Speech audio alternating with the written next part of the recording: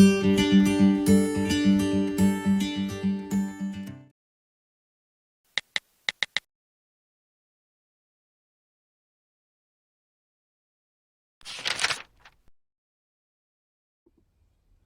there, my name's Mark Fielding. I'm a psychotherapist and relationship counsellor.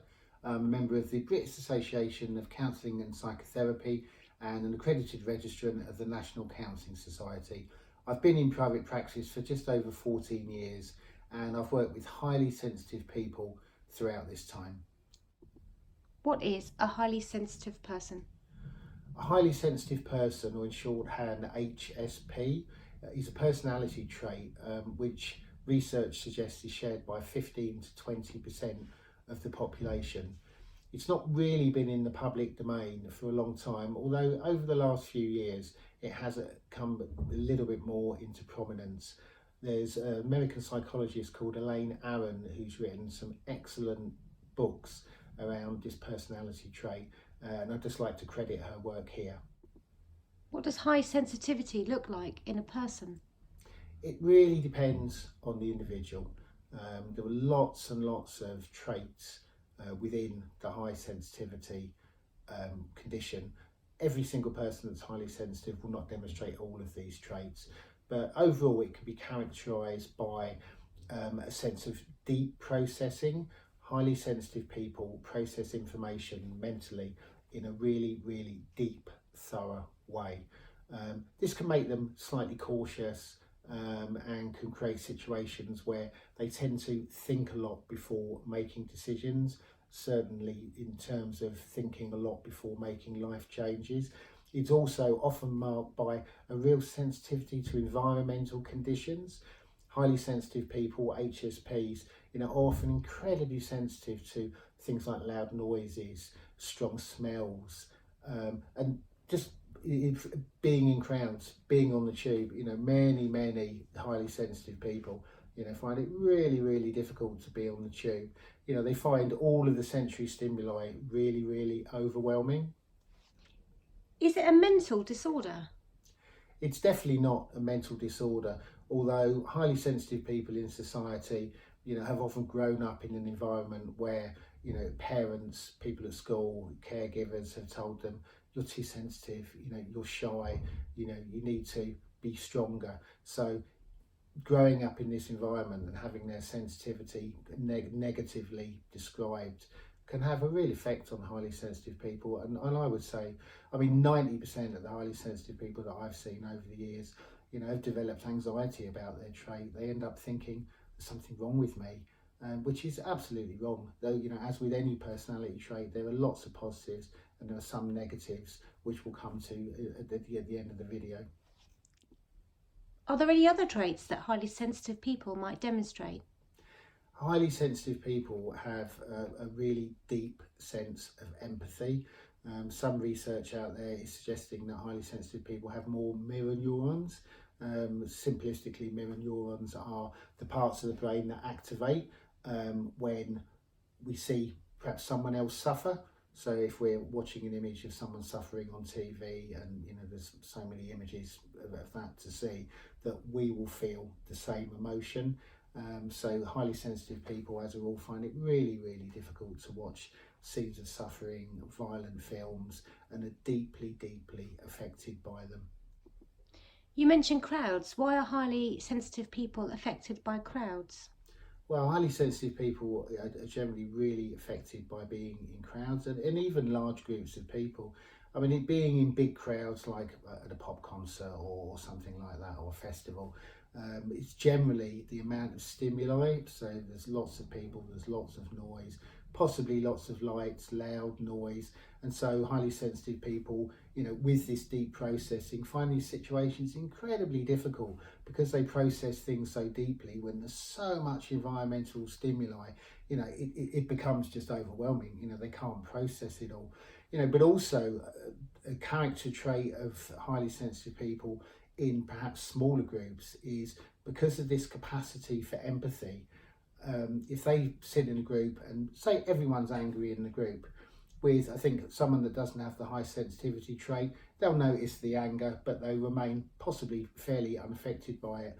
but a highly sensitive person is almost like someone that has no skin. So if they sit in a group with lots of angry people, they will feel this anger extremely deeply. It will go into the core of their being. This is true with negative emotions, but looking at it positively, this can also be true of positive emotions. If a highly sensitive person sits in a group of really joyful people, they will also suck that joy in. But this capacity for empathy means that when they're in groups, they're very, very affected by the people in them. And also, even in smaller groups, even in one-to-one, if a highly sensitive person is with a couple of people, they'll be acutely aware of the emotional states of the other people. They really pick these things up. They have almost like a superpower in picking up the personality, the feelings of the other people.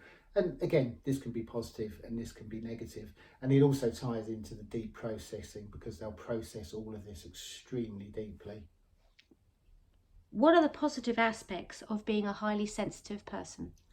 Well, the positive aspects of being a highly sensitive person are, well, in terms of empathy, highly sensitive people can be incredibly good friends. They really connect with and understand the suffering of others. So they can be really, really fantastic friends.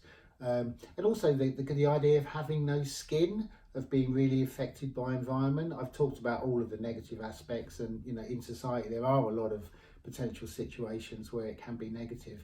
However, with highly sensitive people, if they're in a really beautiful environment, say walking through a forest, this fact that they have almost no skin and the environment kind of goes into them really deeply means that they can connect with nature in a really, really wonderful way. They can connect with joy in a really, really wonderful way. They can connect with others' positive experiences also in a really, really wonderful way. And the deep processing can be really, really helpful in terms of understanding others, understanding their environment. Often highly sensitive people have a real love of learning. They just want to understand everything.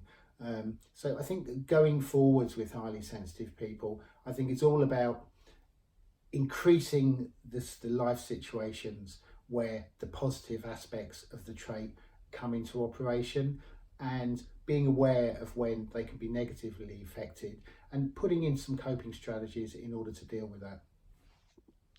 What are the potential difficulties of being a highly sensitive person? Well, society is really stimulating. Depending on where you are and where you live, certainly in towns, there is so much stimulation, from everywhere. There's noise, there's smells, there's sound. TV can be really stimulating. The company of others can be really overstimulating. So I think highly sensitive people need to accept the fact that they have this trait, and I think the acceptance is key. So if they are in a situation and they become overwhelmed, that they don't end up running potentially a historical script which says there's something wrong with you, you should be different, why are you not like the other people, why are you not enjoying yourself like they are. I think that's really, really key, and often those scripts have been run by highly sensitive people for years. So I think the acceptance is really important. But I think in terms of overwhelm, I think highly sensitive people need to develop coping strategies for overwhelm. So if they're in a situation, say they're in a crowded staff room at work, for instance, and they check in and they feel that they're becoming overstimulated, there's some anxiety going on, then I think they have to allow themselves to just take themselves out of the situation for a few minutes. Even if that involves going outside, being outside, really good for a highly sensitive person. Or, even if they're in an office, going and sitting in the loo for 5 minutes and just doing some deep breathing, just calming down, just de-escalating the overwhelm. And I think highly sensitive people need to have coping strategies in place to deal with things that perhaps come across in the moment without realising. But I think also in terms of mental health scaffolding, I urge highly sensitive people to have a meditation practice. They can do that, every day. Doesn't take much to start. You can do 10 minutes a day. And the more this meditation practice gets developed, the more they can use it in the moment. So if they're overstimulated, they can just close their eyes, focus on their breath, de-escalate. I think it's all about the rebooting. Highly sensitive people, in a similar way to introverts, need a lot of downtime. So if they've gone into a situation where potentially they're going to be really, really overstimulated, time on their own afterwards, I think, is really important. Just time, just chilling out, just de-escalating, calming down their nervous system, before perhaps they go off into another potentially overstimulating environment. Is it just seen in introverts? It's definitely not just seen in introverts. Many extroverts can also be highly sensitive people, or HSPs. Paradoxically, some HSPs have an associated trait called high sensation seeking, and these HSPs, highly sensitive people, will seek out really, really exhilarating situations, bungee jumping, skydiving, because to fulfill this trait. But it is incredibly difficult for these HSPs because there's a really, really delicate balance between being overstimulated and fulfilling the high sensation seeking trait. This is in a smaller percentage of highly sensitive people, and it warrants a video of its own, so I will return to this in a further video. What are the potential negative mental health effects of being a highly sensitive person in modern society? Well, modern society is extremely stimulating for everyone and extremely overstimulating potentially for highly sensitive people. Highly sensitive people can often come to therapy experiencing anxiety, low self-esteem, and sometimes depression, although this is not true of all highly sensitive people. In terms of low self-esteem, highly sensitive people have often been told from an early age they're shy, too cautious, too sensitive, which has had a negative effect on their self-esteem. As they get older, they play these scripts themselves when they're in situations where they're becoming overstimulated and others are doing just fine. They think there's something wrong with them. They compare themselves unfavourably to others. And this can create low self-esteem and depression. In terms of anxiety, I think highly sensitive people that don't understand their trait, don't understand the need to reboot and get back their energy after being really stimulated, can force themselves to have lives where they're stimulated, overstimulated, day after day, perhaps doing the wrong jobs, perhaps being in the wrong situations. And I think over time, this overstimulation can lead to extreme anxiety, and often highly sensitive people can present to therapy being extremely anxious. I think for me as a therapist, I think the key is acceptance and understanding of the trait, and then consciously creating a life where the positive effects of the trait are experienced more often than the negative ones. Is there an evolutionary aspect to being a highly sensitive person? Yeah, I mean, this is fascinating. There absolutely is. I mean, again, I'll quote Elaine Aaron. She's done some really fantastic research into HSPs. This trait has been found in lots of different animals and in insects, everything from fruit flies to deer. I mean, in terms of deer, imagine the scene, the deer are kind of in a forest and all of the deer are kind of eating, and there's a noise, a distant noise, which most of the deer don't hear. The highly sensitive deer will be the one that perks up his ears and alerts the group to the noise. And this is perfect high sensitivity. And this deer will probably live longer, but probably won't end up eating as much as the other deer. But high sensitivity, there's an evolutionary advantage, which is why 15 to 20% of the population have it. So there are lots and lots of potential benefits, and it's seen throughout nature.